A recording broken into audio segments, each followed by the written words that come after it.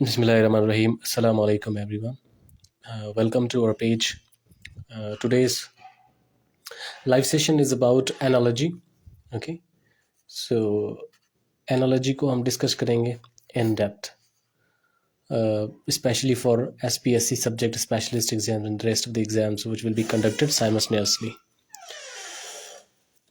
शुरू करने से पहले मैं आपको चंद अशार बताऊंगा. ये बहुत ही इम्पॉर्टेंट टाइम है, बहुत ही इम्पॉर्टेंट टर्निंग पॉइंट है in the future, in the career of thousands, I would say lakhs of the aspirants who wish to see their lives changed, who wish to see some positive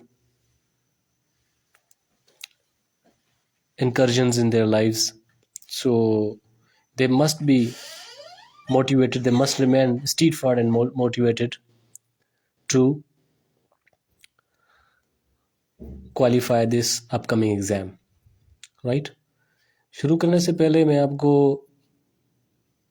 एक शेर है या कुछ lines हैं poetry की. आपने movie देखी होगी संजू, ठीक है? संजू के अंदर रणवीर कपूर जो है वो आपको पता होता है ही इज़ ड्रग एडिक्ट, ठीक है? ये लिखना नहीं चाहिए. It is anti policy of Facebook. तो ये एडिक्ट होता है, ठीक है? उस एडिक्शन से जान छुड़वाने के लिए ये दिन रात एक कर देता है. फिर उसमें एक सॉन्ग होता है कि घायल परिंदा है तू दिखला दे जिंदा है तू, घायल परिंदा है तू दिखला दे जिंदा है तू, बाकी है तुझ में हौसला कर हर मैदान फतेह, ओ बंदे आकर हर मैदान फतेह. ये अगर आप सॉन्ग सुने ना रात को सोने से पहले तो आपके अंदर एक heat wave of inspiration create होगी. तो 8 दिन के अंदर 10 दिन के अंदर कुछ ऐसा काम करें जो आपकी मुस्तकबिल को चेंज कर दे, मेटामॉर्फोस कर दे. So we will discuss about analogy. सबसे पहले समझते हैं कि एनालॉजी है क्या, ठीक है? एना कहते हैं कंपैरिजन्स को, ठीक है? कंपैरिजन को कंपैरिजन. लॉजी कहते हैं स्टडी, जैसे आप पढ़ते हैं सोशियोलॉजी बायोलॉजी में. The study of comparison is called analogy. यानी किसी दो चीज़ों को, दो ऑब्जेक्ट्स को जब हम कंपेयर करते हैं वो क्या बनता है? एनालॉजी बनता है ना. फॉर एग्जांपल हम डे को नाइट से कंपेयर करते हैं तो ये कंपैरिजन एनालॉजी हो जाएगी. यानी कि हम कहेंगे अगर जिन दो चीज़ों में एनालॉजी या कंपैरिजन हो रही हैं तो हम ये कहेंगे these both objects are analogous. Analogous ये इसलिए वर्ड पढ़ा रहा हूँ कि ये सिनोनिम्स और एंटोनिम्स में वर्ड आ सकता है, ठीक है? एनालॉगस, कंपैरेबल, ठीक है? Which stand in comparison to each other. अभी एनालॉजी कोई ऐसी फील्ड ऑफ स्टडी नहीं है जहाँ पर यूज़ ना हो. एनालॉजी साइंस में भी यूज़ होती है, ठीक है? और लिटरेचर में भी होती है. एनालॉजिकल कॉन्सेप्ट्स होते हैं, मैथ्स में होते हैं, लिटरेचर में भी होते हैं और ग्रामर में भी होते हैं, ठीक है? जो आज हम एनालॉजी पढ़ेंगे ना वो ग्रामर वाली पढ़ेंगे, जहाँ से एसपीएससी के सब्जेक्ट स्पेशलिस्ट टेस्ट में आएगी. ग्रामर से आते हैं, लिटरेचर से नहीं आते. लिटरेचर से एनालॉजी क्या होती है वो मैं आपको बताऊंगा, ठीक है? और एसपीएससी जो देती है वो ग्रामर पर्सपेक्टिव में एनालॉजी के क्वेश्चन देती है ताकि स्टूडेंट्स को बहुत ही कंफ्यूज किया जाए. इसके लिए क्या करना पड़ता है मैं वो आपको बताता हूँ बाद में, ठीक है?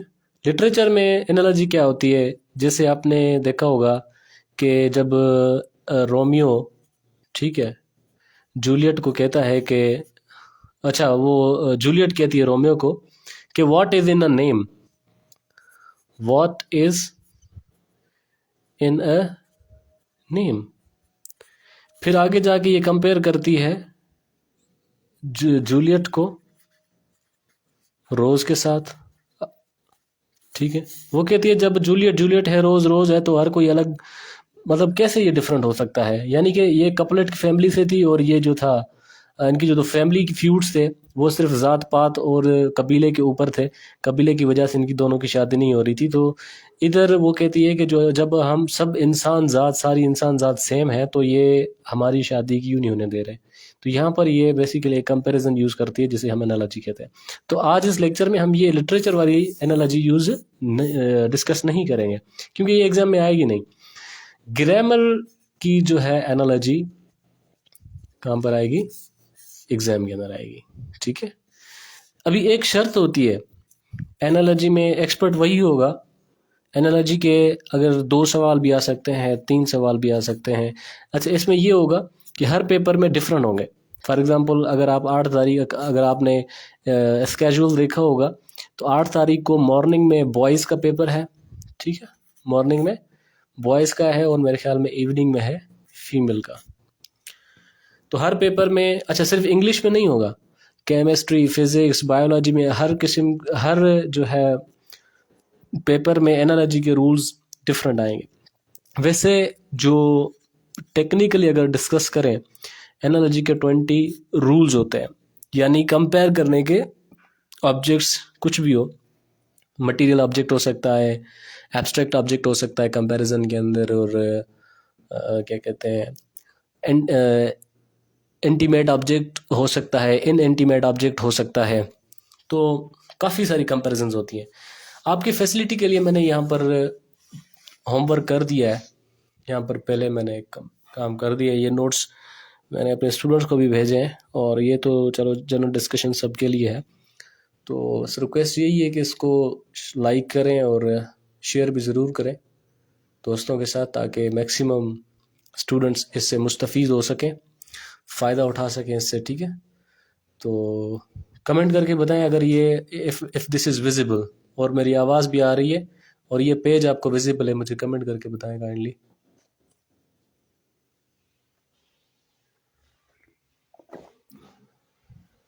ये आपको नज़र आ रहा है, ये पेज जो पड़ा हुआ है सामने, ये जो राइटिंग लिखी हुई है, is it clear, is it visible to you, you can see it? Would you please let me know in the comment section.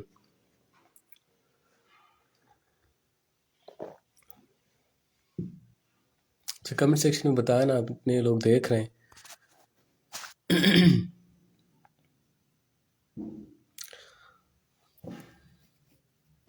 अच्छा चलो ठीक है, यहाँ पर हम कहते हैं ये रूल नंबर 1 है। ठीक है, ये रूल नंबर 1 है। यहाँ पर आप पहले ऑप्शंस को छोड़ें। ठीक है, ऑप्शंस को क्या करें, साइड लाइन करें। ये जो फॉर एग्जांपल ये ऑप्शंस हैं, ऑप्शन को ना देखें आप। ठीक है, don't look at these options. ये देखें टेपेस्ट्री।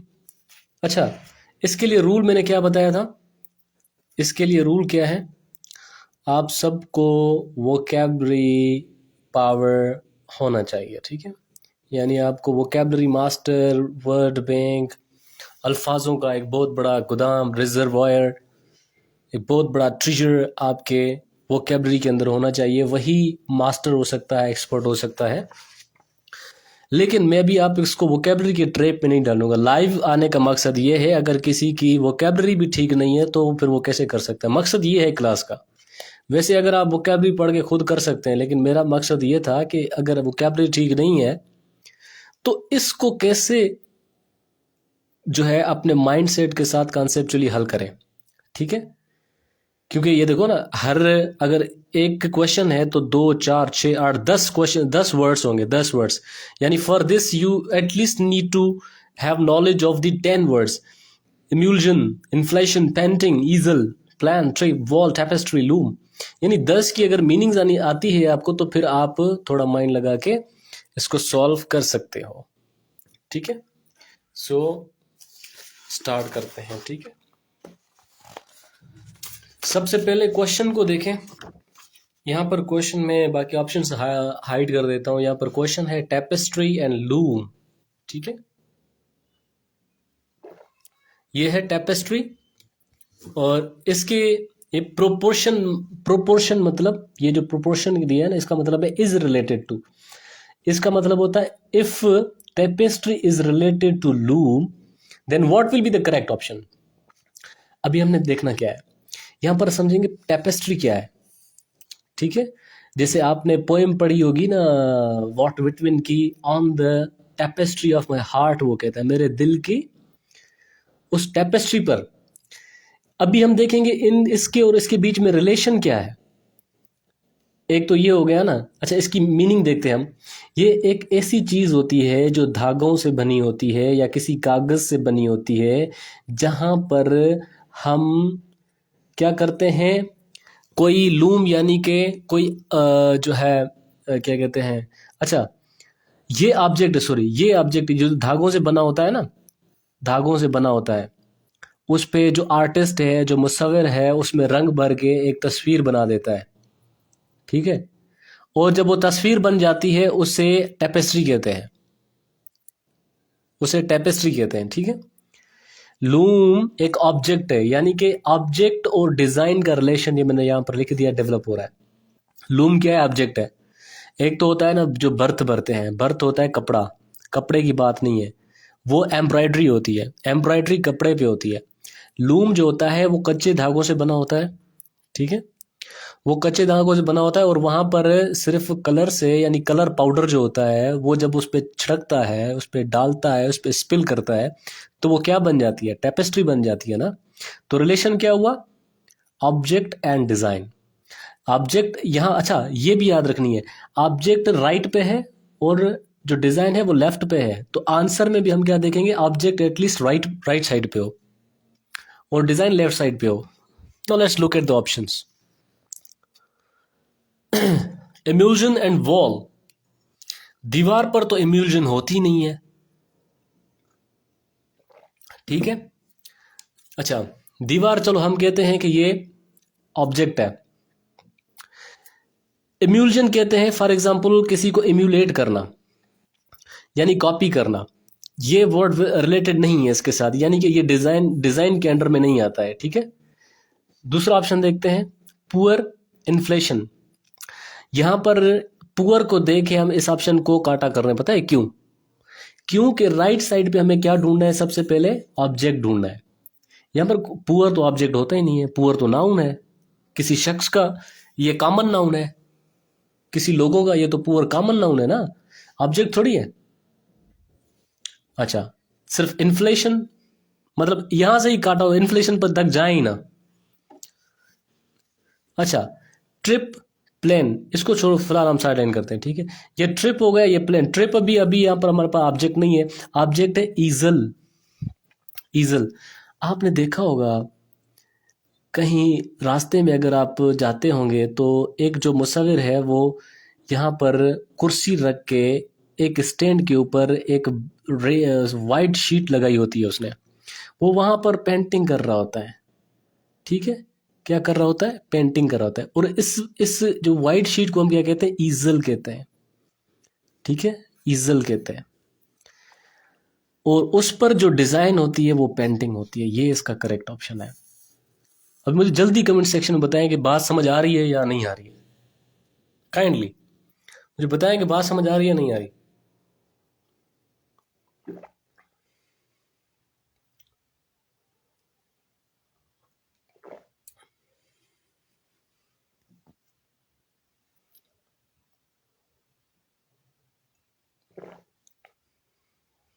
दूसरे पे चलते हैं।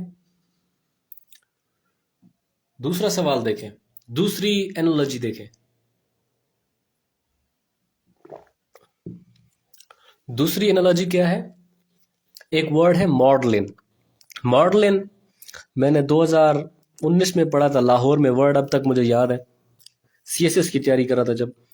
मॉडलिन कहते हैं यानी जिसके अंदर सुस्त बंदा, सिंपली सुस्त बंदा, सॉरी, मॉडलिन कहते हैं जो एंटीपैथेटिक हो, ठीक है, यानी कि हाईली, ये इसका मतलब सुस्त नहीं, हाईली एनर्जेटिक, इसको कहते हैं हाईली एनर्जेटिक, हाईली एनर्जेटिक, या इसको कह ले पैशनेट, पैशनेट, या इसको कह ले Magdalene. For example he is a Magdalene writer, ठीक है, he is a Magdalene writer, यानी कि he is a energetic writer, he is a passionate writer. अच्छा, यहां पर क्या आ रहा है? डिस्पैशन, यानी कि यहाँ पर ये नाउन है जिसका मतलब है कि something which is dispassionate, energetic and passionate. तो यहाँ पर लिखा है वो चीज या वो शख्स जिसके अंदर इसकी जो मीनिंग है वो ना हो, उसकी एब्सेंस हो। डिस्पैशन यानी कि absence of passion, absence of energy, जो कि मॉडलिन है। यहाँ पर रिलेशन क्या बन रहा है? ट्रेटफुल इनटू ट्रेटलेस। मॉडलिन यानी कि इसका ट्रेट ये है कि एनर्जेटिक है। इस वर्ड के अंदर ट्रेट ये है कि इसके अंदर एनर्जी नहीं होती, एब्सेंस ऑफ एनर्जी होती है, एब्सेंस ऑफ पैशन होता है। सही है? यूं समझ लें कि ये एक वर्ड है, ये इसका एंटोनिम है। अगर ये समझ नहीं आ रहा तो आप ये समझ लें एंटोनिम है। ठीक हो गया? नाउ इधर आते हैं। डॉन्टलेस, डॉन्टलेस या डॉन्टलेस कहते हैं ब्रेव बंदे को, ब्रेव, बहादुर बंदे को। या इसका दूसरा वर्ड भी हम यूज करते हैं अनडॉन्टेड। ठीक है? शेक्सपियर ने भी यूज किया है इसको हैमलेट के अंदर, अनडॉन्टेड। ठीक है? डॉन्टलेस यानी बहादुर, यानी यहां पर ट्रेट क्या चल रही है? ब्रेवरी चल रही है। ठीक है? यहां पर ट्रेट। टर्पिडेशन कहते हैं लर्जिश को, मतलब जो आउट ऑफ फियर जो लोग घबरा जाते हैं, लरज जाते हैं, जिसकी ब्रेवरी खत्म हो जाती है, वो टर्पिडेशन उसके अंदर शुरू हो जाती है, लर्जिश शुरू हो जाती है, कांपना शुरू हो जाते हैं। तो यहां पर ये इसका जवाब है करेक्ट। मॉकिश कहते हैं, मॉकिश हाईली जज्बाती जो बंदा होता है ना, सबसे बड़ा जज्बाती बंदा, मॉकिश उसे कहते हैं, मॉकिश। सेंटीमेंट यानी आपस में कोई कनेक्शन नहीं बन रहा, इसका भी मतलब सेंटीमेंटल, इसका मतलब भी सेंटीमेंट, तो देयर इज नो रिलेशन। ठीक है? Perfunctory and laxity. ठीक है? परफंक्टोरी कहते हैं जो कि बिल्कुल, जो कि डील करे सरफेस चीजों के साथ, यानी परफंक्टोरी डिटेल्स यानी कि माइनर डिटेल्स, सरफेस डिटेल्स। ठीक है? लैक्सिटी कहते हैं वीकनेस को, स्लॉथनेस को, सुस्ती को। He is a lakhs man, सुस्त है। ये जवाब भी नहीं होगा, ये भी नहीं होगा। ये according to the traitful and the traitless. ये समझ आ गया होगा, आई होप सो। नेक्स्ट चल लेते हैं। ये बिल्कुल अच्छा, दो सिंपल में आपको बता, एक एंटोनिम्स पे भी आपको एनालॉजी दे सकता है, दूसरा सिनोनिम पे भी आपको एनालॉजी दे सकता है। यहां पर एंटोनिम, इनिशिएट यानी शुरू करना, एंड यानी खत्म करना। इनिशिएट शुरू करना, एंड खत्म करना। एंथोसियाज्म, ठीक है, खुश जज्बा।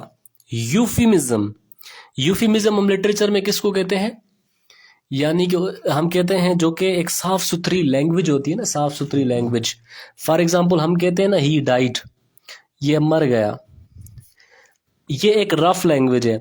अगर हम इसको कहेंगे कि he met his forefathers, he met his forefathers, यानी वो अपने अबाऊजी अजदाद के साथ जाके मिला, ये यूफिमिज्म होता है। ये इसका आपस में एंटोनिम का रिलेशन नहीं बन रहा, तो हम इसको क्या करेंगे? इग्नोर करेंगे। डिफरेंस एंड सम, देखो अभी सम जो है ना, जमा करना, डिफरेंस यानी कि माइनस करना, यहां पर एंटोनिम बन रहे। लेकिन यहां पर पॉइंट आपने याद रखनी है, एक इंपॉर्टेंट पॉइंट यहां पर याद रखनी है, क्योंकि इनके अंदर अगर रिलेशन वर्ब का है तो नीचे भी वर्ब का रिलेशन होना चाहिए। जैसे अटेंड और इग्नोर है, ये करेक्ट आंसर है। स्टार्ट, बिगिन, ये सिनोनिम्स हैं, हमें रिलेशन एंटोनिम्स का ढूंढना है। तो ये भी नहीं होगा, ये होगा, क्योंकि ये वर्ब भी हैं और आपस में एंटोनिम का रिलेशन भी बना रहे हैं। चले आगे, ये देखें। अगर आपको समझ आ रहा है तो काइंडली इसको शेयर भी ज़रूर करें, ताकि बाकी भी जो स्टूडेंट्स हैं वो इसको देख सकें। आई थिंक अच्छा, माउंटेन टनल, हमें पता है टनल कहते हैं एक सुरंग को, सुरंग को, ठीक है, जो कि माउंटेन के अंदर होता है। अच्छा, इस सुरंग का क्या होता है? माउंटेन की, फॉर एग्जांपल ये एक माउंटेन है, यहाँ से हमें जाना है यहाँ पर, ठीक है। तो यहाँ से यहाँ वाला रोड हम नहीं बना सकते, तो क्या करेंगे, इसको बीच में काट कर एक रास्ता बनाएंगे, ठीक है। तो ये जो है ये सुरंग होती है, ठीक है, सुरंग। माउंटेन के अंदर सुरंग करते हैं, बनाते हैं। ये इसका रिलेशन क्या बनेगा, बॉडी, यानी कि जियोग्राफिकल बॉडी, ये जियोग्राफिकल बॉडी है या जियोग्राफिकल कोई भी प्लेस है, उसके अंदर जो हम उसको पास करने के लिए जो रास्ता बनाएंगे, पास बनाएंगे, यानी body and pass, geographical body और उसके अंदर से पास जो गुजर रही है। फॉर एग्जांपल आपने देखो, अगर हमने कोई समंदर क्रॉस करना है ना, ये एक बॉडी है, ठीक है, जियोग्राफिकल बॉडी है। और मैं आपको बताता हूँ, स्टार्ट और बिगिन को आपने समझा नहीं है। इनिशिएट शुरू करना, एंड ख़त्म करना, एंटोनिम्स का रिलेशन ढूंढना है ना हमने। स्टार्ट मतलब भी शुरू करना, बिगिन मतलब भी शुरू करना, ये दोनों आपस में सिनोनिम्स हैं, एंटोनिम्स में नहीं है। अटेंड किसी से मिलना, जाके इग्नोर किसी को इग्नोर करना, रफा दफा करना, ये आपस में एंटोनिम्स ढूंढने हमने। अच्छा, अभी इसको ऑप्शंस को देखते हैं। Frame, window. देखो, चलो हमने ये कह दिया कि ये तो इसकी पास बन रही है, फ्रेम से हम पास हो सकते हैं, लेकिन विंडो जियोग्राफिकल प्लेस नहीं है, इसको काट देंगे। हैंडल पास नहीं है, डोर जियोग्राफिकल बॉडी नहीं है। यहाँ पर हाइट और वॉल, ये भी ऑप्शन नहीं बन रहा। हाइट क्या है, इसकी मेजरमेंट है, करते हैं, और ये एक कोई क्या कहते हैं, एक कोई थिंग का नाम है, ये उसकी मेजरमेंट है, इसको भी हम इग्नोर करेंगे। करेक्ट क्या करेंगे, यहाँ पर बॉडी क्या है, रिवर है, रिवर को क्रॉस करने के लिए हम क्या बनाते हैं, ब्रिज बनाते हैं, जैसे माउंटेन्स को क्रॉस करने के लिए हम टनल बनाते हैं। समझ आ रहा है ना आपको?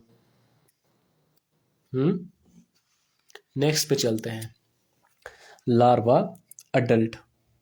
पहले मैं बताता हूँ लार्वा क्या है।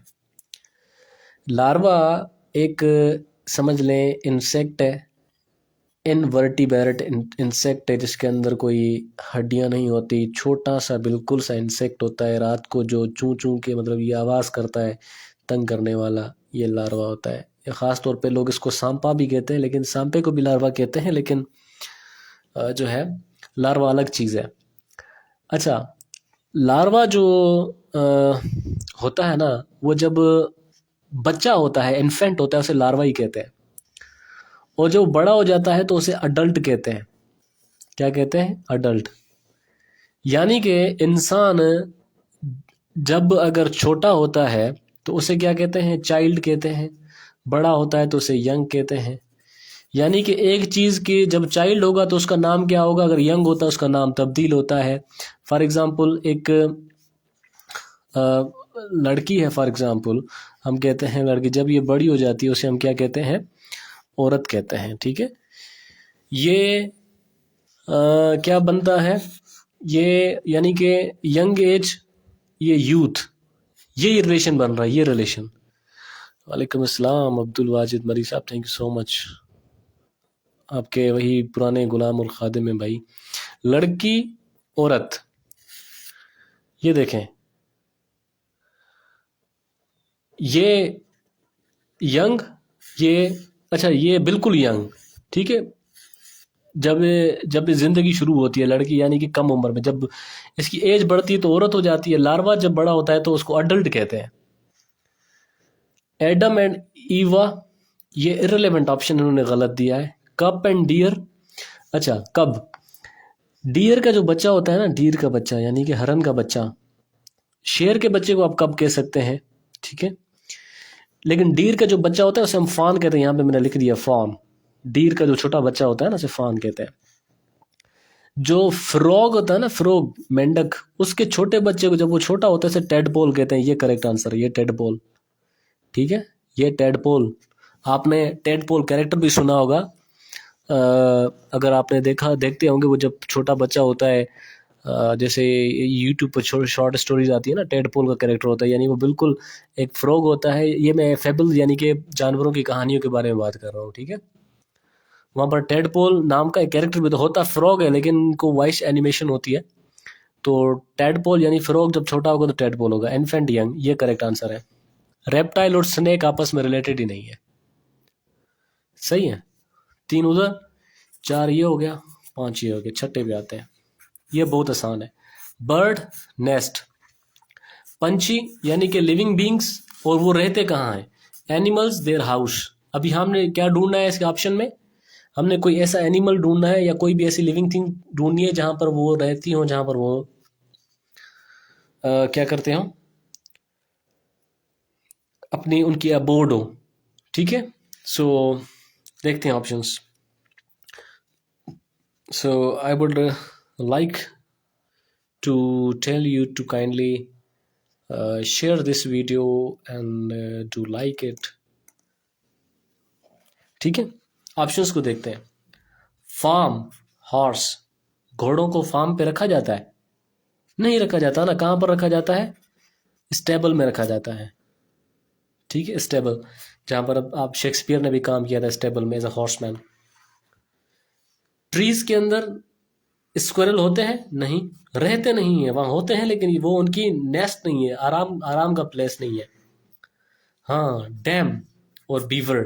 डैम हमेशा बीवर में होते हैं, is animal which lives in beaver.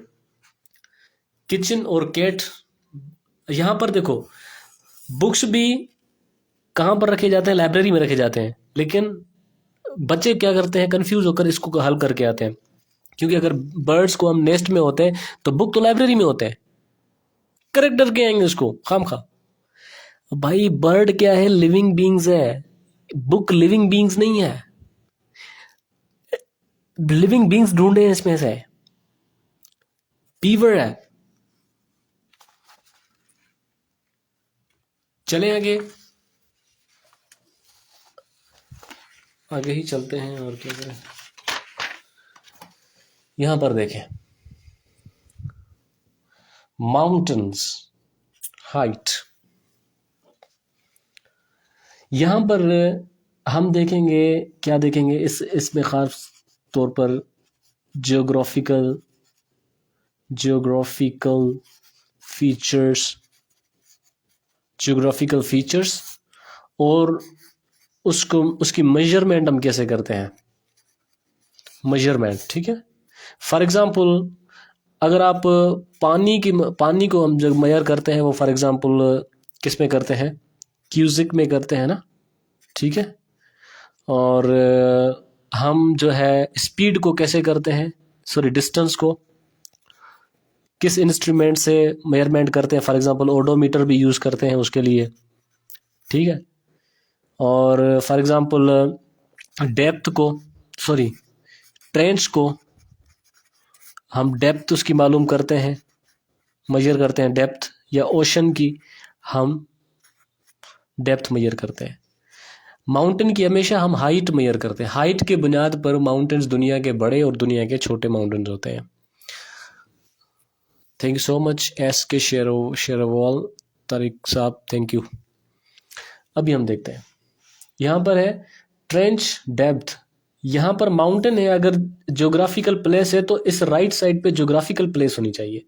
Tree geographical place नहीं है, एज ज्योग्राफिकल प्लेस नहीं है। हाईवे हम कहते हैं ज्योग्राफिकल प्लेस है, चलो ठीक है हाईवे हो सकता है, लेकिन क्या हाईवे को हम स्पीड से मेजर करते हैं? नहीं। ट्रेंच ज्योग्राफिकल प्लेस है, यानी खाही, डिच, जिसको हम डेप्थ से मेजर करते हैं। किससे मेजर करते हैं? डेप्थ से मेजर करते हैं। ये कितना रूल हो गया? 6 उधर 6 पढ़ के आया था ना, 7th ये हो गया। ठीक है, 8th एक्शन।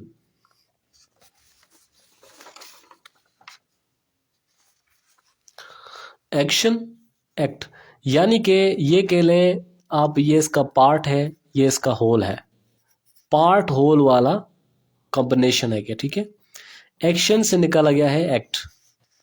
थर्मोमीटर से थेरापी नहीं निकाली गई, ऑब्लिवियन से ऑब्लिवियस नहीं निकाला गया, इमेजिन से इमेज निकाली गई। ठीक है, part and whole, part and whole को भी देख लेना। कि पार्ट ऑन होल का तो इसका नहीं है। लिटरेचर से प्रोज नहीं निकाला गया। डिस्टेंस क्या है? क्वांटिटी है। क्या है? क्वांटिटी है। माइल क्या है?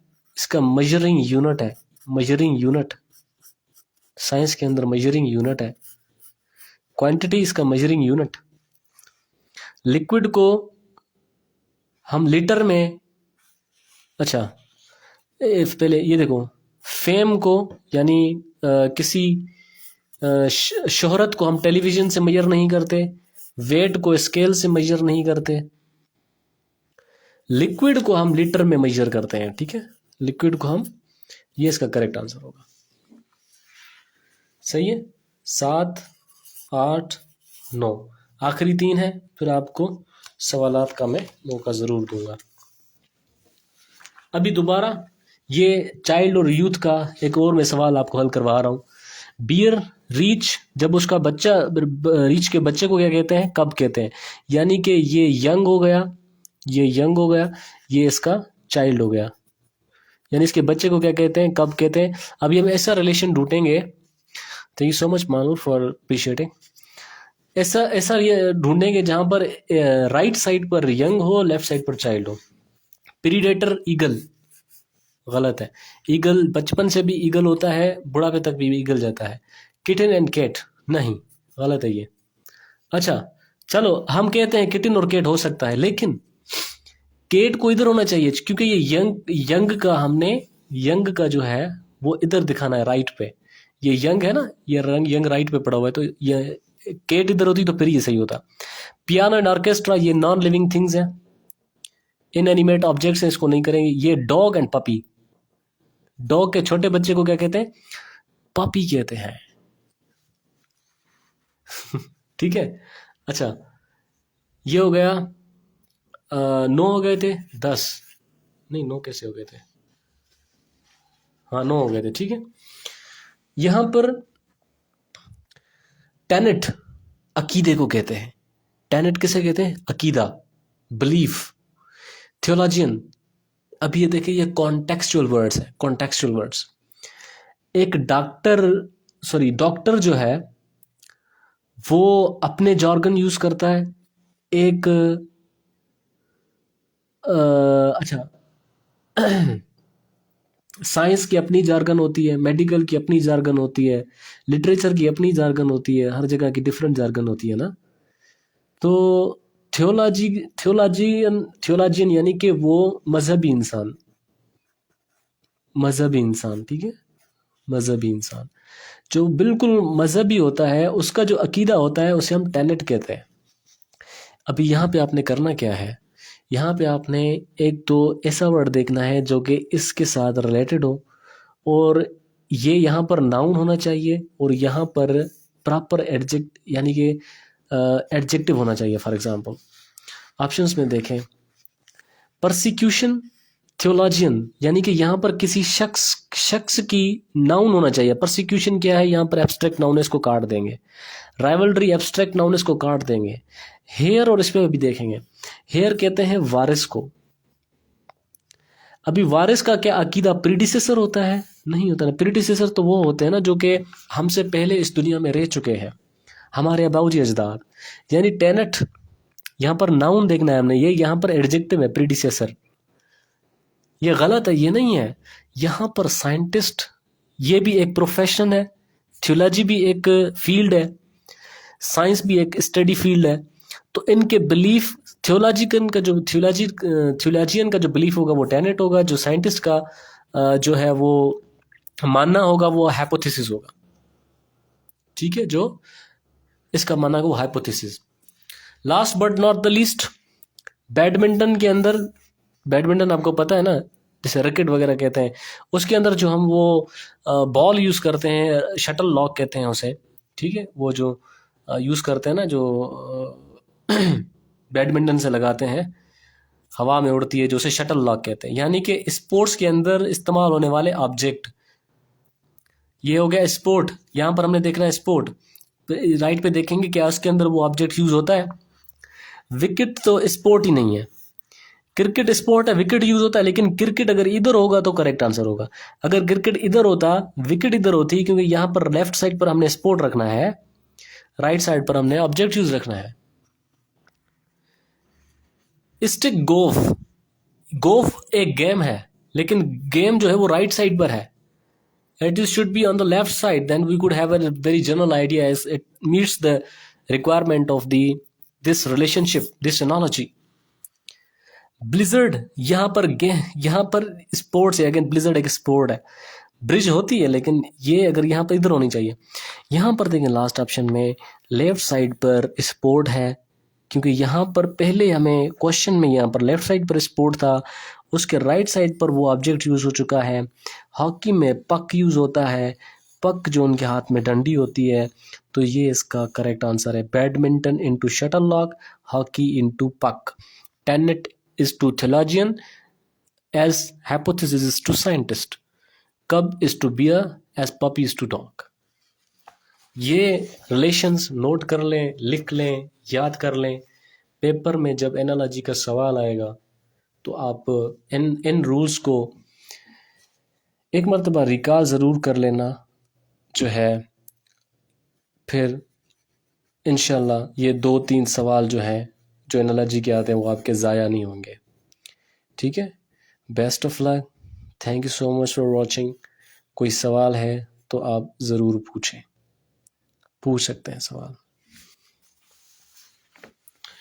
Child into youth, belief into profession, sports into object, और हम चले जाते हैं थोड़ा पीछे। Measurement into geographical place, part whole, quantity measurement, body, pass, infant, young, animal, house, design, object, tradeful, tradeless, antonyms, synonyms वगैरह वगैरह। और कोई सवाल है तो आप पूछ सकते हैं, वरना let's end the session here.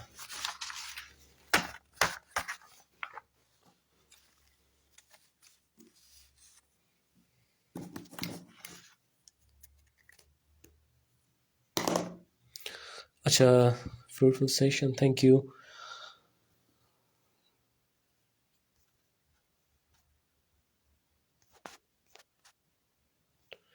इसको शेयर भी ज़रूर करें ताकि स्टूडेंट्स देख सकें इसको, और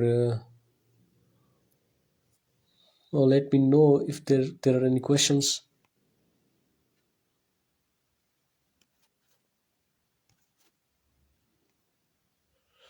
Question is there, कहाँ पर है क्वेश्चन?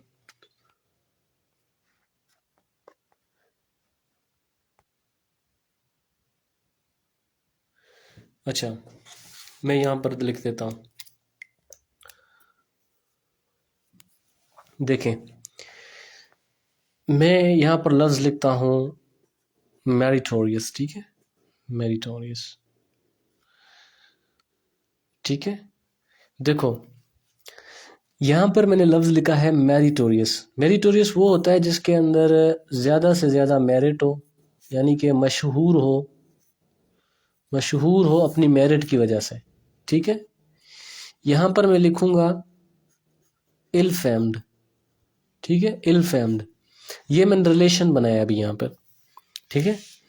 यहाँ पर रिलेशन क्या है? यहाँ पर मैं कहता हूँ कि he is a meritorious professor, ठीक है, he is a meritorious professor, यानी ये वो प्रोफेसर है जो कि अपनी मेरिट की वजह से मशहूर है। मैं लिखता हूँ इल फेम्ड प्रोफेसर, यहाँ पर लिखता हूँ इल फेम्ड प्रोफेसर। ये जो प्रोफेसर है फेम्ड तो है, मशहूर तो है, लेकिन इल फेम्ड है, यानी बदनाम ज़्यादा है ये अपनी मेरिट की कमी की वजह से। ये हो गया ट्रेटफुल, ये हो गया ट्रेटलेस, यानी एंटोनिम समझ लें आप, ठीक है। पार्ट्स ऑफ स्पीच में आप ज़्यादातर नहीं आते, यही रूल्स आते हैं जो मैंने आपको बताया है। अगर पास्ट ये आ गए ना पार्ट्स ऑफ स्पीच के रूल, तो ज़्यादा से ज़्यादा आपने, फॉर एग्जांपल जैसे ये में is negate, is to, endorse, ठीक है, यहाँ का कोई आपने इसके 1 2 3 4 ऑप्शंस देखने हैं। ठीक है, तो यहाँ पर देखें ये नेगेट वर्ब है या एंडोर्स वर्ब है, तो ऑप्शन में आपने वर्ब्स ही ढूंढने हैं। पार्ट्स ऑफ स्पीच का इतना ही रोल होता है। Thank you so much for watching.